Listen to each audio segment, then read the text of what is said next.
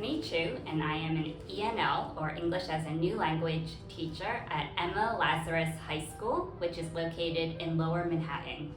And this is a high school specifically for immigrants, and it serves overage and undercredited students. I grew up in a New Jersey suburb, and I had the experience of pretty much only reading white authors and reading books with white characters in my K-12 education. I think it's really important to be presenting my students with literature that is representative of them.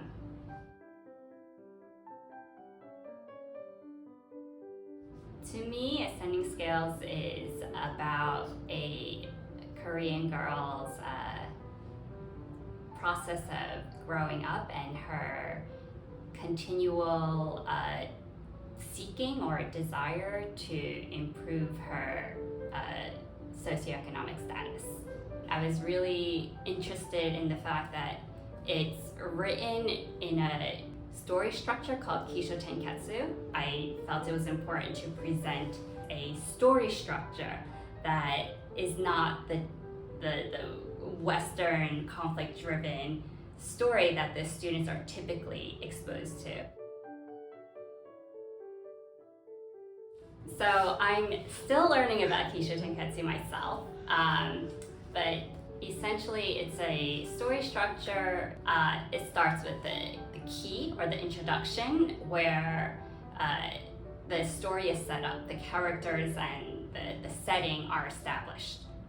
Then is the show, which is the development portion of the story, where tension is building, the story is developing. I find that there's a lot of rich description, and that's what kind of pulls the readers along, even though there's no conflict. And then there's the 10, which is the twist part of the story. And in this twist, it recontextualizes earlier events in the story. So the readers, when they read the twist, they get a new interpretation of the events in the earlier development portion of the story. And maybe the character changes, maybe they don't. It's not essential to have character change. And then finally, last part, Ketsu, it's the conclusion. And this is where we see the effects of the twist. I really love the final scene of the story because I think it really ties everything together. There's a really great juxtaposition going on, and it's kind of open-ended in a way. The water was up to my knees now. I noticed that the piano was drowning. It was clear the piano would be ruined unless I did something right away. I opened the piano cover. The clean keys came into view. I calmly placed my hands on the piano. My thumb was on do, index finger on re, and middle and ring fingers on mi and fa. I didn't press anything, but I heard a long note. Entranced, I pressed the key.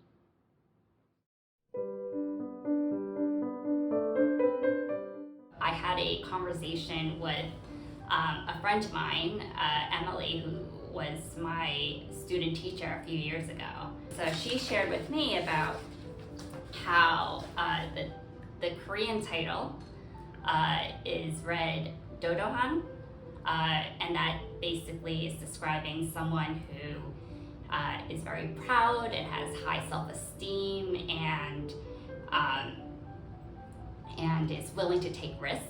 And so this title, Dodohan, is kind of a play on the word, like the do note that the author repeats multiple times throughout the story.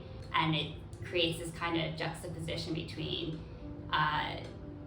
do being the lowest note, which is kind of representing how the narrator's low status in her life, versus like the Dodo, the type of person she wants to be, someone who's proud and confident and like continually seeking to improve her status. And Emily shared with me how the piano in Korea is often symbolic of luxury and wealth, and how she's the one who gave me the insights about how it's really hard to change your social class in Korea, and a lot of people feel like they're just stuck where they are. They had lots of discussion about whether or not the narrator had improved her social status or not, whether or not she's wise or delusional at the end of the story. And as you're teaching this story, I think it's important to continually and explicitly ask the students how the events are relating to earlier events, to kind of make it on the forefront of their thinking. The idea that something's going to happen that will change the way you see the earlier events. So it's important to continually prompt the students to be thinking about that. At the end of the unit, I had the students write a fan fiction. Fan fiction is when people, fans typically, of either story or movie, TV show, they write their own story that's kind of based on the original story or in that same universe. Often it might be a continuation of a story, or maybe it might focus more on a secondary character in the story and kind of increase our understanding of that character, or something like that. This particular student chose to continue the story.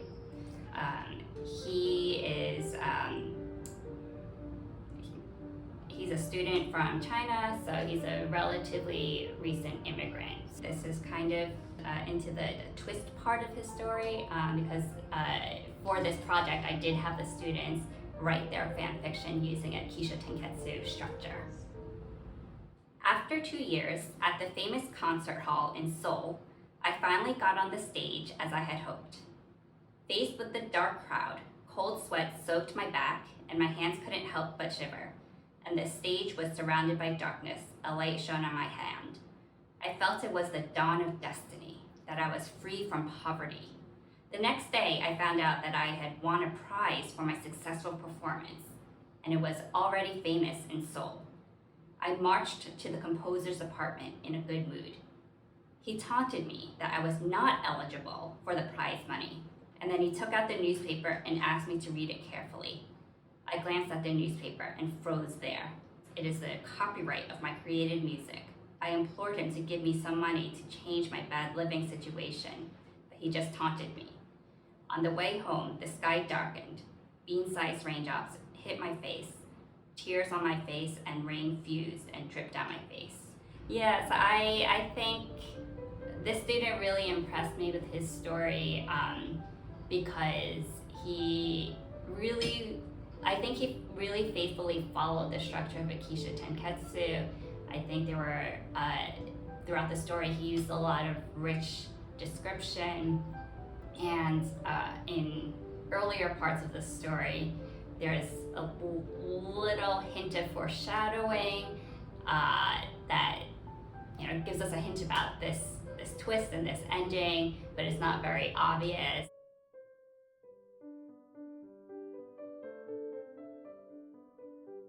So I've always appreciated the resources on the Words Without Borders websites, and whenever I teach a story or a speech from the website, I go through all the tabs and really try to incorporate as much as I can that fits in with my grand design for the unit.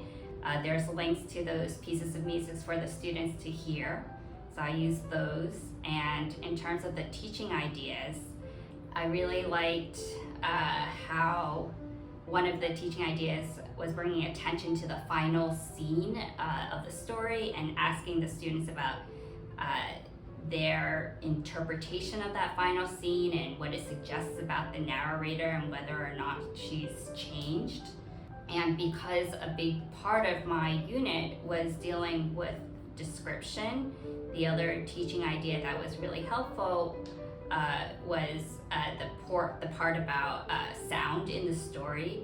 This teaching idea pulled out a specific passage to look at and really helpful prompts to help both me as a teacher to help me plan the lesson, but also for the students to help them dissect the descriptive language and the imagery in the story that helps create that sound imagery.